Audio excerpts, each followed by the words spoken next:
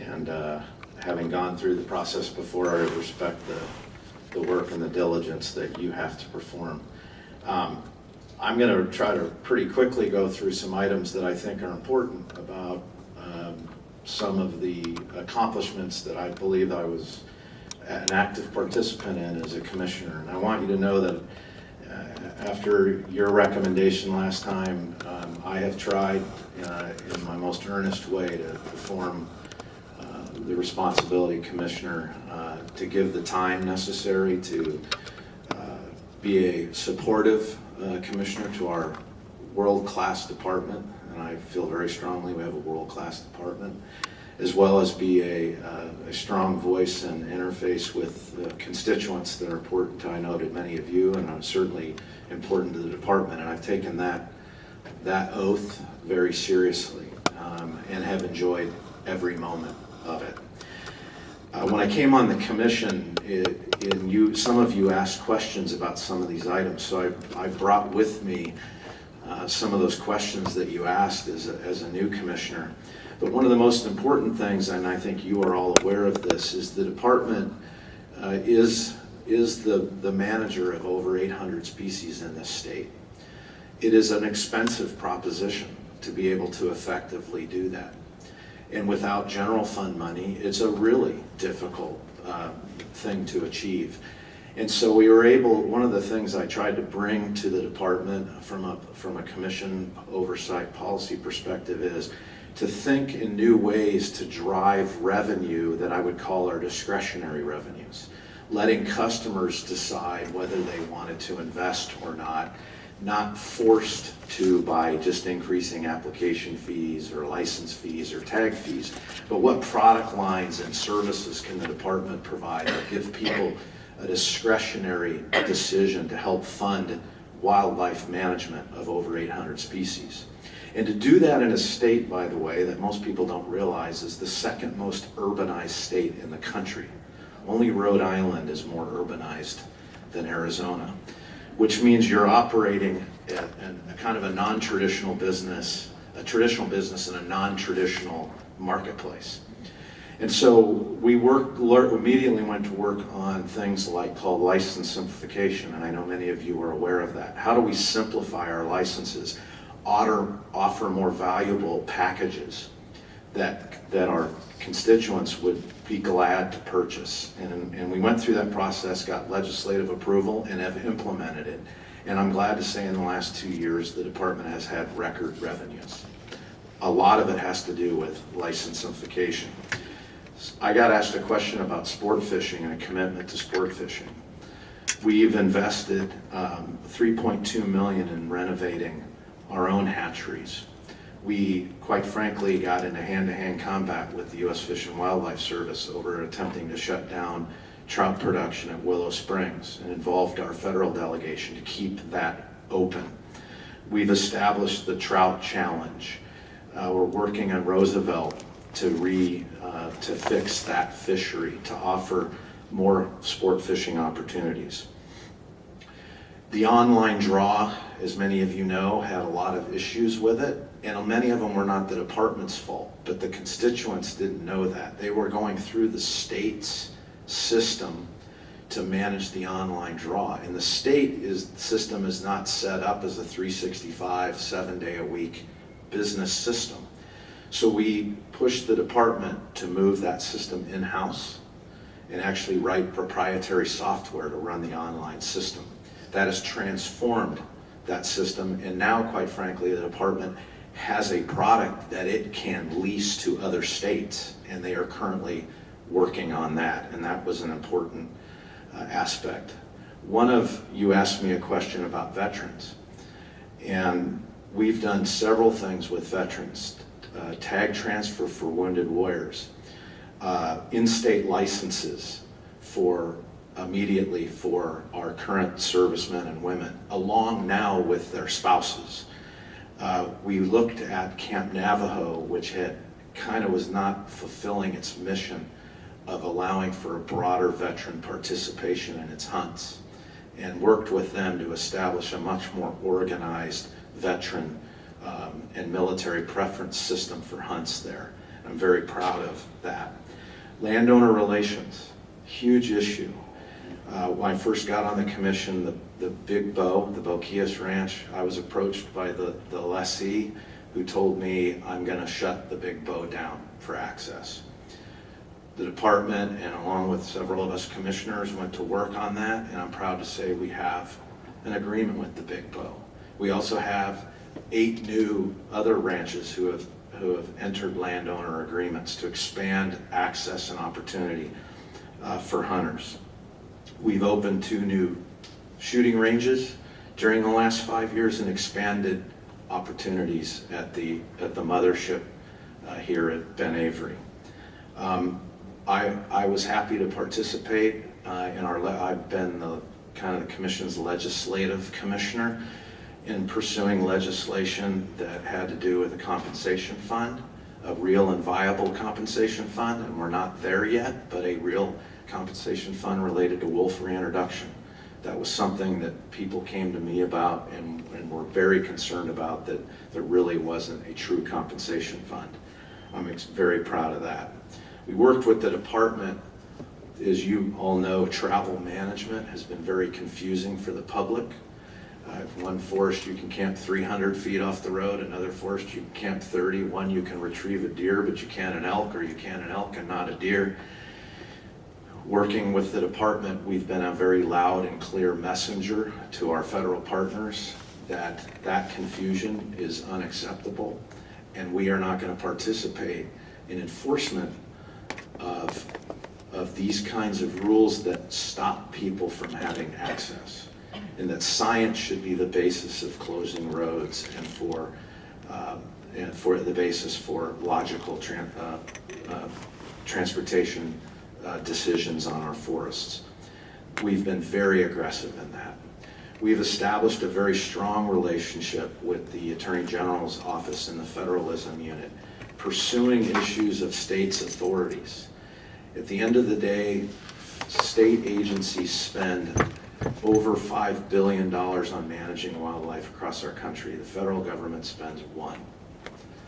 If you don't have vibrant state agencies managing wildlife, it's not going to get managed, and we will all lose from that.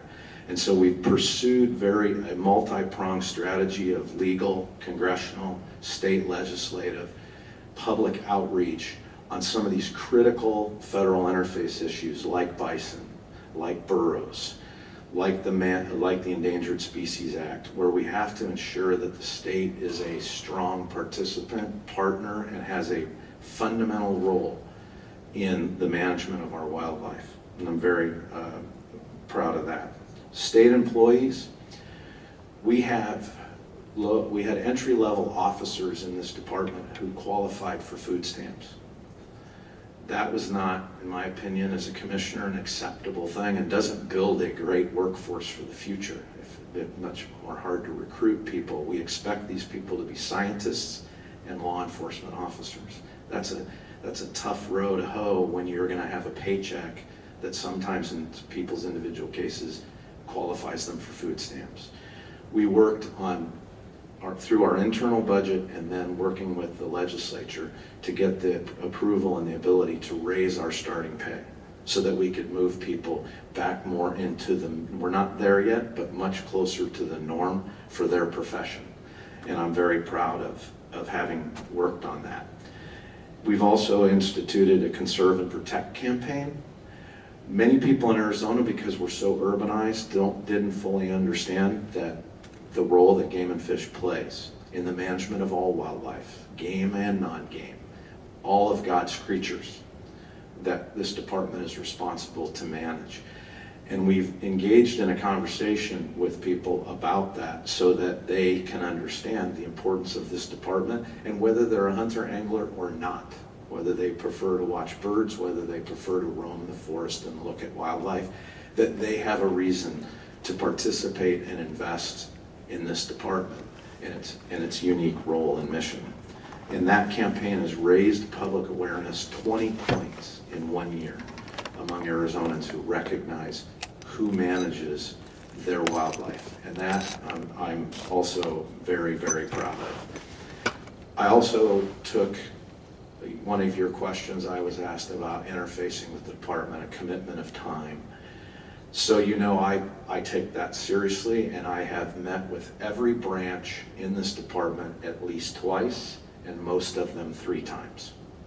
Sitting down with those folks for a minimum of an hour, and that was a good day. Most of the time it was 2 hours or more, to give them the ability to give direct communication to a commissioner. And from that, I can tell you I learned more than you could ever possibly learn. And have one of the best, my truest high point of being a commissioner is that time with our scientists, with our law enforcement personnel, with the people who dig the water holes, the people that fly the planes, to hear their perspective and have them tell me. One of the questions I would ask them, tell me what I'm doing wrong, and if you want to, you can tell me something I did right. It'd be nice to hear after you tell me all the things I did wrong. Wonderful engagement that I will cherish forever. And I can tell you I learned more with that than probably anything I ever learned ever in a classroom or anywhere else on the face of the earth. And I've been honored to have been able to work, regardless of your decision today, I've been honored to have worked with people who I view are running a world-class wildlife agency. With that, I would be happy to answer your questions. Thank you very much, Kurt. We appreciate your quite complete and informative presentation there. Thank you. Let's start with our newest member, Charlie. Thanks. Charlie, I do consider you a friend. Yeah.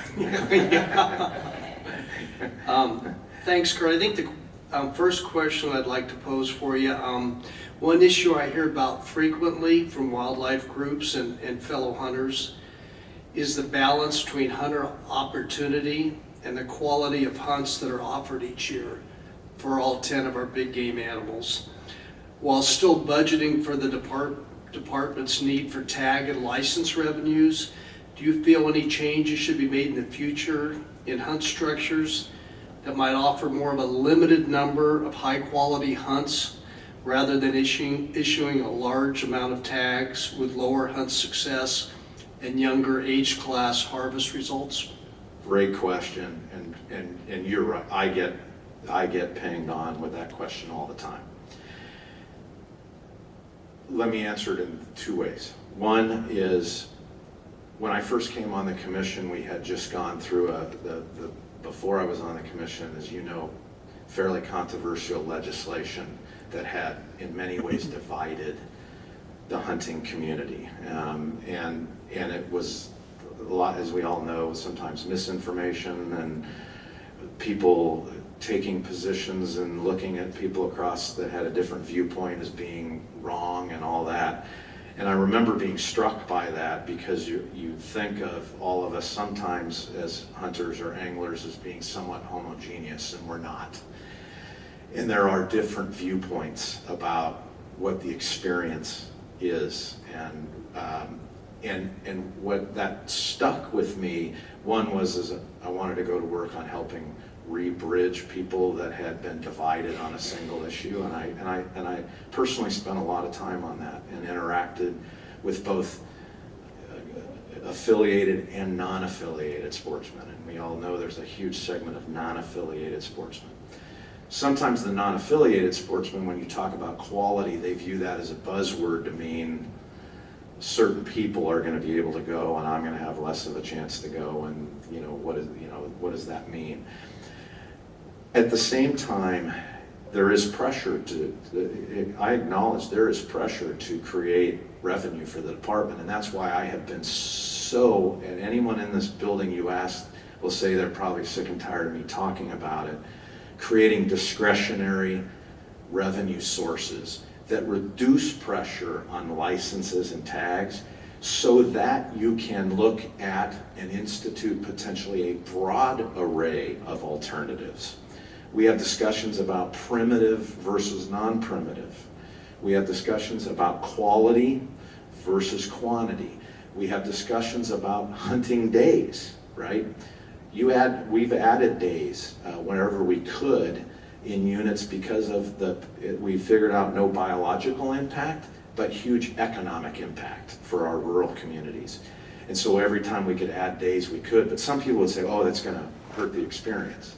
So to me, you have to do it as, in my opinion, kind of one package, so people can see things that they like or are willing to try in one package as opposed to one-offs. And do I believe that the market, our constituents, certain segment of them who are very important, demand a review of quality? Yes, I think there's also market segments that demand a review of, you know, things like primitive versus, you know, what is primitive versus non-primitive. And I think there are people that demand a viewpoint of maximum opportunity, even if there's low odds. And sometimes we tell people they're low odds, but we kind of almost chase them away from pursuing certain units when we should actually be promoting a unit for a particular genre. So that long-winded answer, I believe that you have to do, we have so many different kinds of constituents, we have to look at an array of and I would just say package it together so people can see a holistic approach and not feel like it's one group winning out over another group. Because sometimes our constituents can jump to that conclusion if we don't communicate it well. Thanks. Sue, would you like me to do a follow-up question? Yes, by all means. You have the opportunity to ask a follow-up question. Okay. Kurt, your situation's a little different than the other people we're going to apply for because you're applying for a second term. So I guess my second question to you along the same lines is, you've accomplished a lot in your first 4 or 5 years. Have you got any specific ideas if you were appointed to a second term on hunt recommendations moving forward? and I won't read through this whole thing. This is my own kind of little cheat sheet, because these are things that I do think about. And I actually believe that it's your most fundamental role as a commissioner, which is you're dealing with the current, but you always have to be thinking about the future, the next thing, the next issue that needs to be knocked off. I view the top 3 challenges that any commissioner, whoever you choose to send up, will be dealing with is federal access related to public lands. This is a huge, huge issue that permanently impacts not our species, our 800 species. It also impacts our economy. It also impacts our ability to recreate. And I'll give you an example, and I know some of you are aware of this. Wilderness used to be declared by congressional action. We now manage lands as wilderness in waiting, right? But that in essence is a de facto designation. There are 238,000 acres of land right now that are newly being managed as prospective wilderness. That has huge implications for access, for water hole management, all kinds of things. This issue is a seminal issue if we are going to preserve our heritage, preserve the ability to have a robust population of species. We've seen monuments, for example, do damage to our species. Sheep in the Sonoran Monument, reduction in sheep because of, quite frankly, the destruction and non-maintenance of water holes. These issues matter, and you have to be willing to be engaged in them. They're not always fun, and they are litigious, and they are congressional, and they are complicated, but a commission has to be engaged in those issues. The Endangered Species Act. There's many beautiful things about, or you read the preamble of the Endangered Species Act, and there may be nothing, actually some of the most Churchillian words that you could ever possibly read, and see the beauty and the importance of a society that holds up all of God's creatures as being important and part of managing an ecosystem. But you have to be careful not to drift into single species management where one species ends up damaging. The management of one species damages the management of other species, and then you lose that balance. This issue with as many species that are on the waiting list, those that are currently on the list, those that should have been taken off the list but have not because we've created success, but unfortunately the bureaucracy is funded by having more and more of those species. This is a fundamental issue that has to be transformed not only in our state but in our country. And with that comes the ability to manage multi-state partnerships. WAFWA, OFWA, these are very important organizations. I've never missed a WAFWA meeting. And I don't go because the food's good. And I can tell you the hotels aren't great. They're important because that's where states begin to function together, especially in a regional concept, that are extraordinarily important, which then leads potentially to litigation to protect states' authorities. That leads to cross-state management of species. And that has to be worked on no matter who's a commissioner and no matter as change occurs in the commission. That has to be a fundamental operating principle. But the challenge is to institutionalize it. Because a lot of times you can go home from those meetings and you go about doing your thing in Idaho and you go about doing your thing in Arizona. Lastly, and I could talk about this for a long time, is again, we have infrastructure issues related, for example, to fish production. Both our issues and federal issues. This is a almost $2 billion industry in Arizona, angling. You have to invest in it. And I have great fear that our federal partners, one, don't have the money and many times no longer have the will to be a meaningful participant in the production of sport fish, and we are gonna have to figure out that financial model. And again, I believe it will ultimately be a regional, multi-state model. Because if we don't, it would be like removing Pima County from the Arizona economy. I mean, it's a massive deal that a commission and a department has to be engaged in, because it's an extraordinarily expensive business, an extraordinarily heavy-duty infrastructure. But so important that we actually have the sport fish available to generate that economic activity that then allows the science and the management of all 800 species. Those, for me, are three huge things that we have to deal with. And there's a lot of ones underneath that, but those would be what I would say are my walk-around cornerstone. Great. Thanks, Kurt. I appreciate the answer for that. Thank you very much. I did not stop you on the length of your responses because, frankly, you were on point discussing things we need to know how you stand. I'll shorten them, It ma'am. may push us over. I will shorten But them.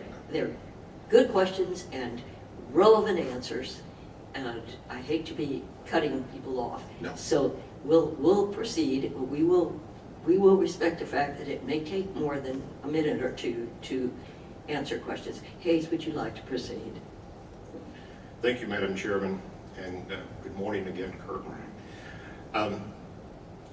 As you went through very eloquently what your accomplishments have been, and as Charlie said, it's unique because you have served for, we'll call it 5 years, close to, and yet you're looking forward to the potential of another 5.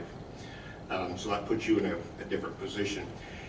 As you went through, if I remember correctly, 5 years ago, one of the things that was discussed that I didn't hear was recruitment and retention.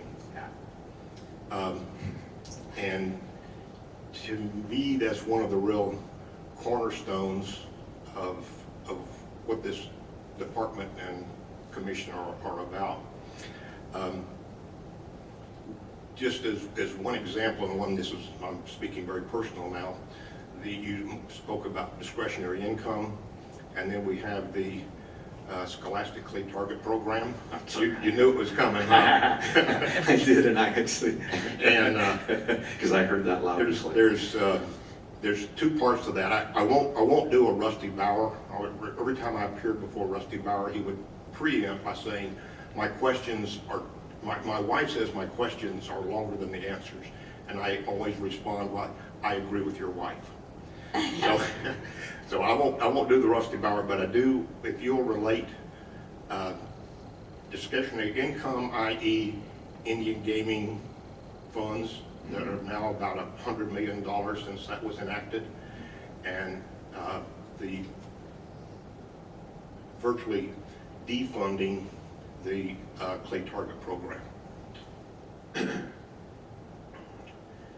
First of all, I do remember that question very loud and clear, and I remember budget battles, quite frankly, related to how we funded the teams and how you spread those dollars and some of the challenges related to spreading those limited dollars.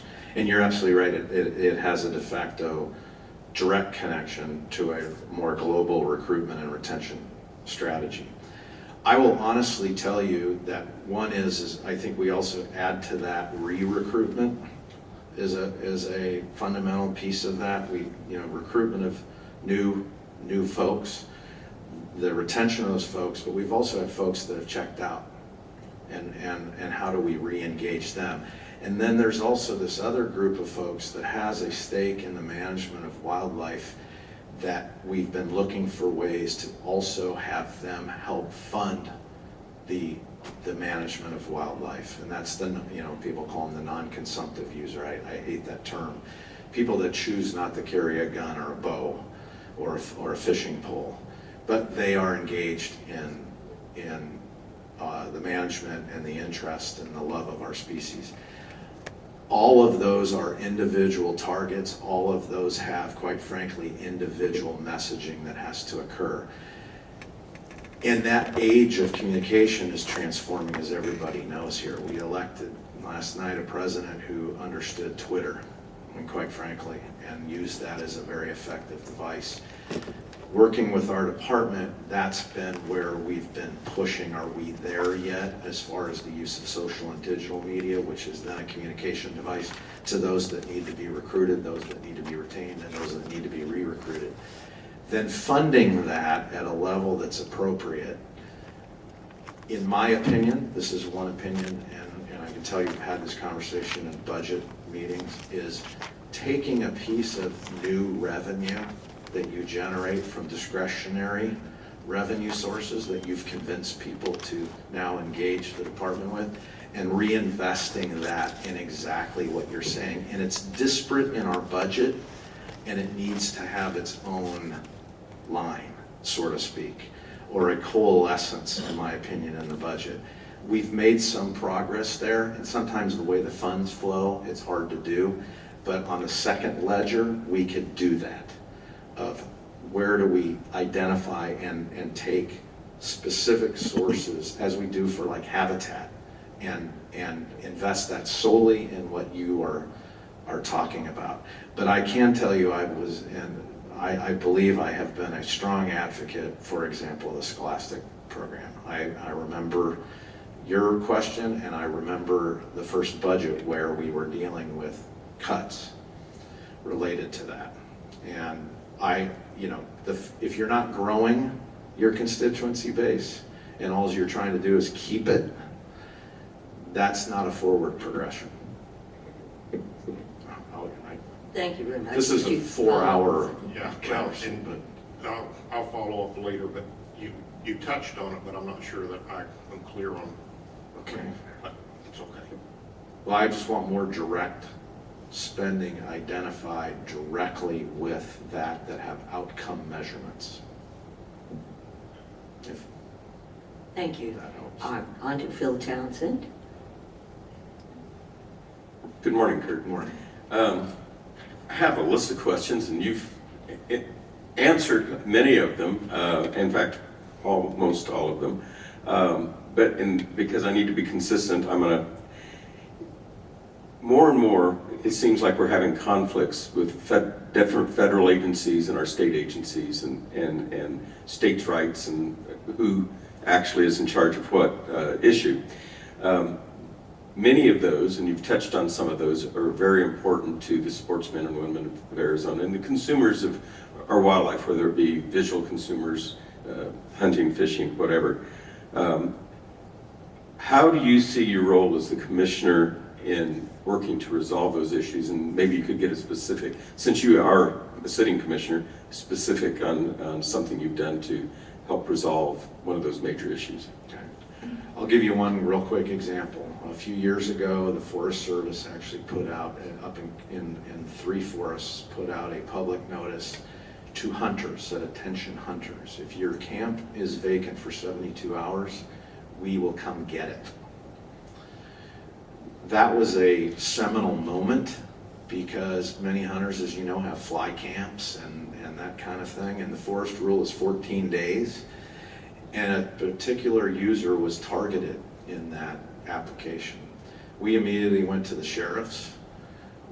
Our law enforcement folks, we went to our congressional delegation, we went directly to those forests, and we said, under what authority will you be seizing people's private property related to a rule that is not in statute, is not in the books? And we threatened all fronts, congressional, legislative, and as well as legal. They quickly backed away from that and withdrew that plan. We went to the point of actually we're going to produce placards for hunters to put in their tents and on their vehicles saying this camp is occupied. Because the economic impact of scaring people out of the forest was going to be monumental in many of our rural communities. So that applied effort of you can't just look at these issues from a legal basis over here and a congressional basis and a public affairs or media basis, it has to be holistic, and you have to have a plan in all these aspects. And our department has gotten very good at understanding that's how we deal with these kinds of issues. And when the state's role in managing wildlife is negatively impacted, that means the wildlife are negatively impacted, and those are things worth planning and fighting for and investing time and effort. And I believe we have moved light years ahead in becoming significantly aggressive in a good posture to protect the state's ability to manage its wildlife held in trust for our people in this state. And that was just one example of that. There are many others. Thank you. Would you care to ask a follow-up question? Not at the moment, all right. Thank you very much, Kurt. Frankly, you've been touching on quite a lot of major issues, and the reason the federal interface issue has come up so much is it just dogs every inch of progress. As you mentioned, we're in the second most urban state in the nation, and it's like they're all crammed in that phone booth, and they all want out. And as you restrict access through different designations to portions of the available recreational area, you concentrate the impact on the remaining areas, so that then that leads to calls for more restriction of access. It's a downward spiral, and the state's population increases. And that interface between the federal constant complication of management and the state's responsibility you have mentioned quite a lot of things in this respect, but could you perhaps elaborate on how that restriction of access through federal designation specifically has impacted your ability to manage wildlife in a lot of these areas? So I'll give you two. One is, and I mentioned it, so I'll just very quickly, is the Sonoran Monument designation. It has a negative implication for wildlife because of access to managing water holes. It's not a complicated, it's a pretty simple what happens. And when you regress access, you think you're just simply regressing it for the public, and I totally agree with your parameters, by the way, of what happens. But when you're also regressing the department's ability to manage wildlife, and when you do that, you negatively impact wildlife. And hunters are one of the tools in managing wildlife, and when you regress their access, you regress the ability to manage herd size and ratios and those kinds of things that ultimately allow us to keep healthy populations that then don't negatively impact other other species that are not hunted. All of this works together. The second one I will mention, I've spent a lot of time both personally and as a commissioner on the North Kaibab and up on the plateau. These simplistic notion that if we just simply make this a monument and it'll all be good is one, people don't understand, for example, the impact that we have with our other partners, ranchers. And if you go out in the plateau where there are several key ranches are already inside of monument designations, their ability to restrict access themselves is real. And if you no longer treat them as partners, they're going to get to the point that they restrict access as well. They have historic access that pre-exceeds statehood, pre-exceeds counties. And all of this has to work together where you understand that we have to be able to access our public lands for recreation, for the ability to manage wildlife, and the ability for people to be able to manage our wildlife. And the North Kaibab, bottom line, and I'll say this anytime, anywhere, if that becomes a monument, it will burn to the ground in a catastrophic fire. And then what will we have? All of us will be crying the day that that plateau, which has already been damaged by severe wildfire, is wiped out. And multi-generations will never see what exists there, and wildlife will be permanently eviscerated in parts of that area. That's not good for Arizona in any sense. And those are direct realities of what happens. There's not forest cutting contracts that occur in monuments.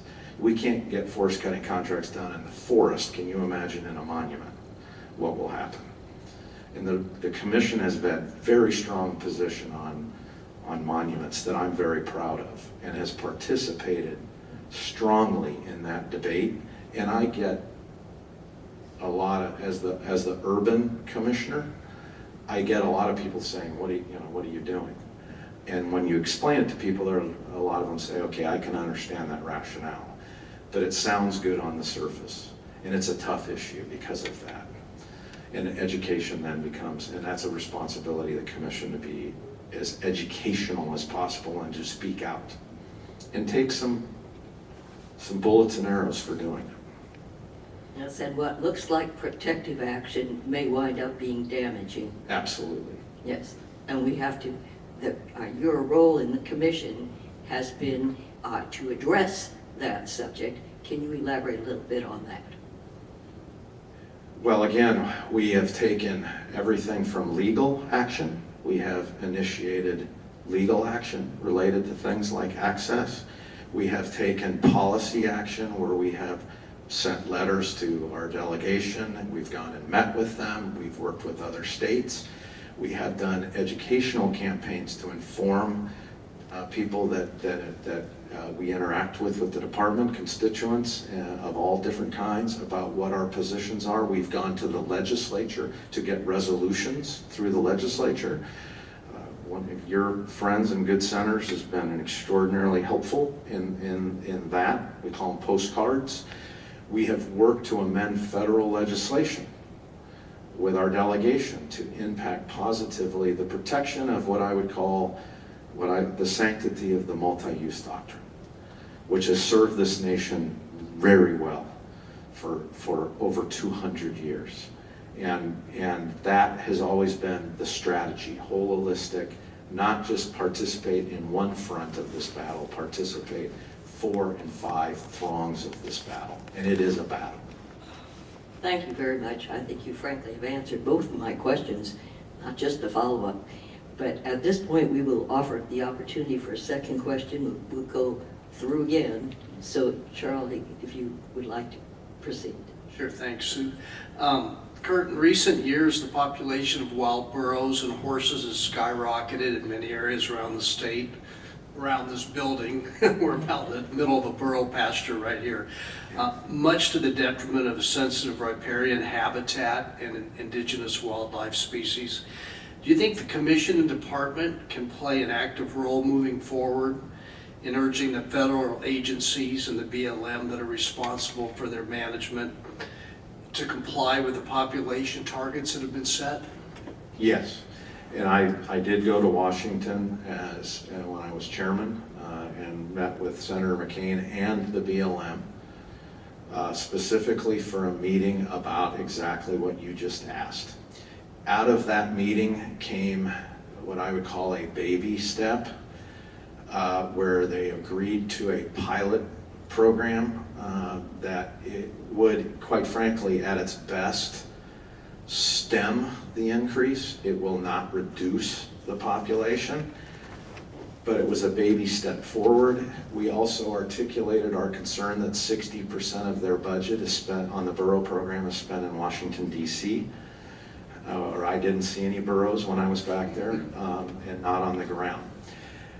Ultimately, we also have to look at other things like legal authority outside of the management areas. What is the state's authority outside of the management areas? One of our legal counsels sitting over there, and they've had really full-time jobs, and we had to add an additional lawyer because we have kept them extraordinarily busy on exactly this issue. I believe ultimately there has to be a broad-based education campaign for people to fully understand the negative consequences of invasive species on other species that they hold to be very important and dear. And then second is what's a realistic way to at least confine them to what is a congressional act until that congressional act can be modified to recognize that the federal government is completely in violation of Congress's intent and Congress's requirements of managing that herd. And we will reach a day that either by legal fiat or congressional fiat, that issue is going to have to be resolved, or again, we're going to have the desert eaten alive. And that can't be replaced in a century. So yes, long answer, very active in that issue. And I believe we're going to have to push the boundaries of legal construct and every other tool that we have available to force action. Thanks, Kurt. I don't think I'll have a follow-up, Sue. I think he answered it pretty completely. Thank you very much, Charlie. Hayes? Thank you.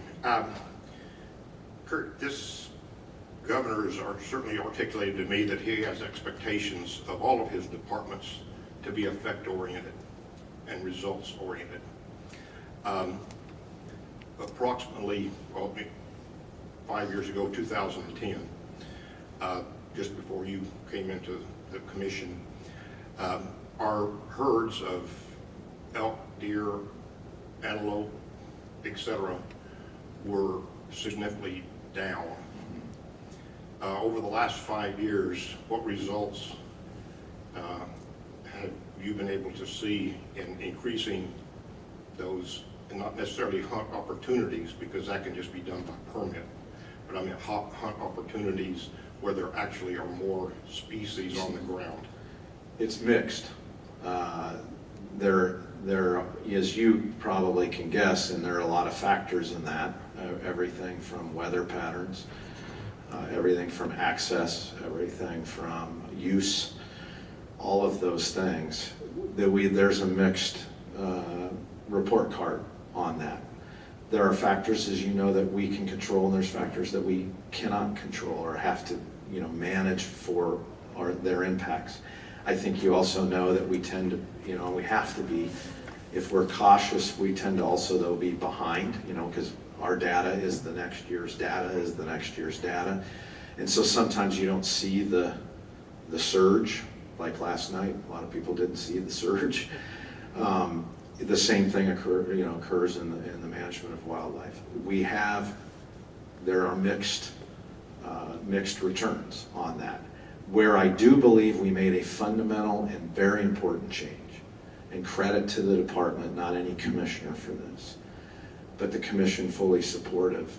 To get to your point of results-driven performance, the reorganization of the department to have wildlife and comprehensive game management as one entity so that we're no longer siloed, I believe is the single most important thing the department has done internally from a scientific and management standpoint. And it will pay its biggest dividends 5, 8, 10, 12 years from now.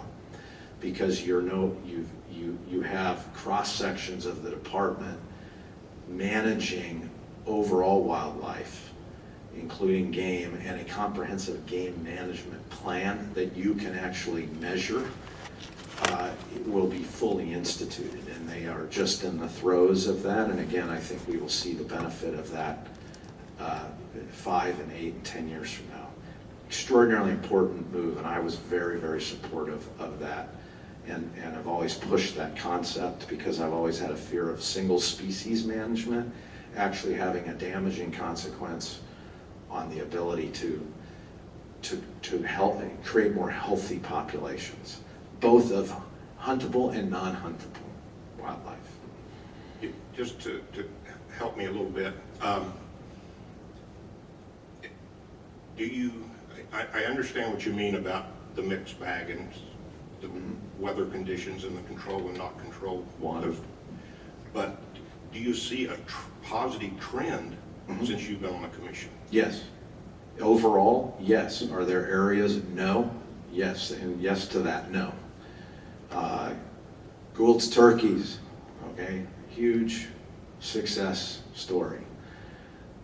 Sheep, as you know, is a very, very tough business. You make some progress, and then a thing called pneumonia comes along, right? So you say, well, maybe we should have been better at figuring out pneumonia was present, right? Maybe, but maybe there's certain things we can't control. But I can tell you personally, the deer populations on the North Kaibab, very robust. Stellar year this year. I spent a lot of time up there, stellar year. Never get a tag up there, but I spent a lot of time up there. So there are, as you know, we have elk issues where we're actually need to remove those populations from continued migration into non-historic range. So there's great stories, and then there's areas where you say, no, we haven't reached where we need to reach. Comprehensive game management and a department that is organized for all wildlife can more effectively, in my opinion, deal with the pockets and improve those, and then also have more foresight into stopping downward trends during the downward.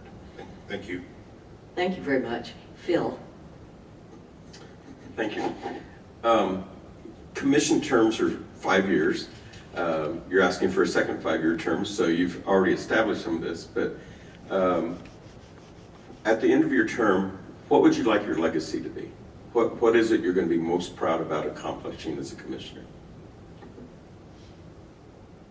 I believe that as a commissioner, if I were to leave a department and a commission that had transformed itself from being primarily a tag and license funded entity to an entity that had created 20 and 30 different revenue sources to reduce pressure on specific payers so that they had the financial wherewithal to survive a declining federal budget, which will decline if, just look at the deficits and the debt, and be able to then still manage our 800 species, I will have done what I should have done as a commissioner, because this is an expensive enterprise. And I want to give one other fact that, for example, that you deal with as a commissioner and the department has to deal with.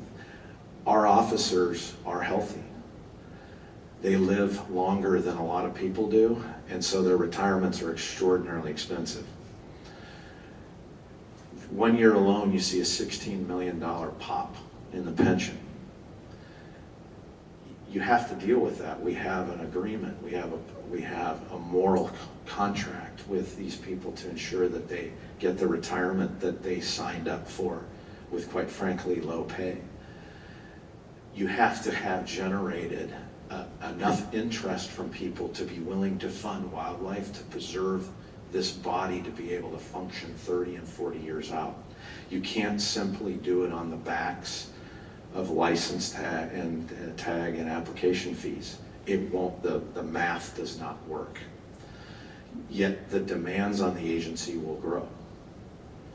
And so you have to have a long-term plan and a long-term financial model that is feasible. And then all the rest can follow. And I believe that that is an honored thing that I would want to be able to leave and say we effectively did that. And we've made a lot of progress. I think there's a lot to be made. It has to be made. Thank you very much. I think you've given very complete answers. Thank you. And in the interest of our shrinking time budget here, I'm going to forego my second question because frankly you've answered a good part of it already. And we thank you very much. We will be proceeding with these interviews and you will definitely hear what the outcome is probably today. Thank you very much, and please pass on to the mayor congratulations if he comes later, and thank you for your time. I know it's a lot of your time as well. Thank you. Okay, folks, do I hear a suggestion that we have a 5-minute break or something of the sort? All right, so the chair is going to declare a restroom break.